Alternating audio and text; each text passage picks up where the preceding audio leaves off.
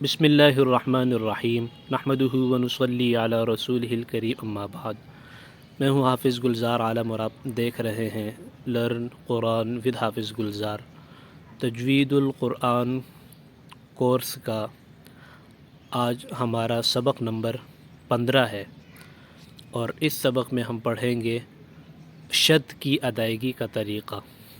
شد کی یہ علامت ہوتی ہے، اسے تشدید بھی کہتے ہیں، اور جس حرف پر شد ہو یا تشدید ہو یعنی یہ علامت ہو تو اس کو مشدد کہتے ہیں۔ اور مشدد حرف کو پڑھنے کا یہ طریقہ ہے کہ اس سے پچھلے والے حرف کو اس حرف سے یعنی شد والے حرف کے ساتھ ملاتے ہوئے ہلکا سا دباؤ پیدا کریں گے، اچھی طرح ملائیں گے، اور میم اور نون پر جب شد ہو ان کو ادا کرنے کا یہ طریقہ ہے کہ ان پر غنہ ہوگا، یعنی ناک میں آواز لے جا کر ایک الف کے برابر کھینچیں گے۔ مشق کرتے ہیں حروف مشدد کی، شد والے حروف کو پڑھنے کی۔ اخ اخ، اس میں بہت زیادہ دھیان کرنا ہوتا ہے کہ اچھی طرح ملانا ہوتا ہے، اچھی طرح نہیں ملائیں گے تو شد والے حرف کی ادائیگی ناقص ہوگی۔ مثلا اس کو اگر ہم نے پڑھا آخا تو ایک حرف کم ہو جائے گا۔ شد والے حرف کو 2 مرتبہ پڑھنا ہوتا ہے، ایک مرتبہ پچھلے حرف سے ملا کے پھر اس کی اپنی حرکت کے حساب سے پڑھنا ہے۔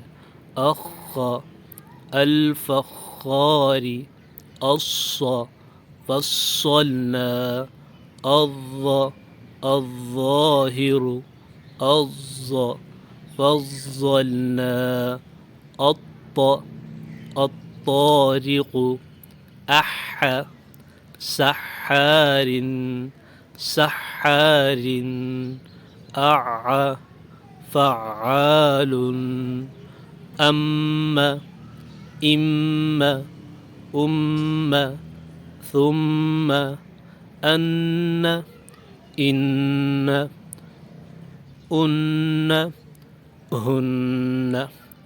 آپ نے نوٹ کیا کہ ان حروف میں سے جو آخری 2 حروف ہیں میم اور نون، ان پر شد ہونے کی وجہ سے ہم نے ان پر غنہ کیا، یعنی آواز نے ناک میں لے جا کر ایک الف کے برابر کھینچا بھی۔ ام ام ام ثم ان ان ہن۔ یہ مشدد حروف کی ادائیگی کا طریقہ ہے، اس کا دھیان کرنا ہے۔ اور وہی بات پہلے بھی کئی دفعہ بتائی جا چکی ہے، ان قواعد کو پڑھنے کا مقصد یہ ہے کہ ان کی اچھی طرح پریکٹس کرنی ہے، ان قواعد کو یاد رکھنا ہے، اس کی پریکٹس کرنی ہے، پھر نماز میں اور قرآن کریم کی تلاوت کرتے ہوئے ان قواعد کے مطابق پڑھنا ہے۔ اس کا بہت زیادہ خیال کرنا ہے، ہر حرف کو پڑھتے ہوئے سوچنا ہے کہ اس کے مطابق اس کے بارے میں ہم نے کون سا قاعدہ پڑھا ہے، اس کا خیال کر کے پڑھنا ہے۔ اور جب شروع میں بہت زیادہ دھیان کے ساتھ پڑھنے کی خوب مشق ہوگی، پھر بہت زیادہ سوچنا نہیں پڑے گا اور آپ کی تلاوت انشاءاللہ بہتر ہوگی۔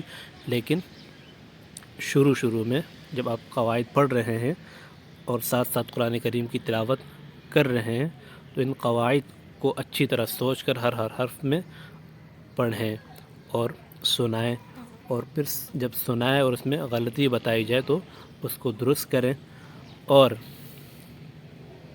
اس کی خوب مشق کریں۔ آج کے لیے اتنا ہی، انشاءاللہ اگلے سبق میں ملاقات ہوتی ہے۔ السلام علیکم ورحمۃ اللہ وبرکاتہ۔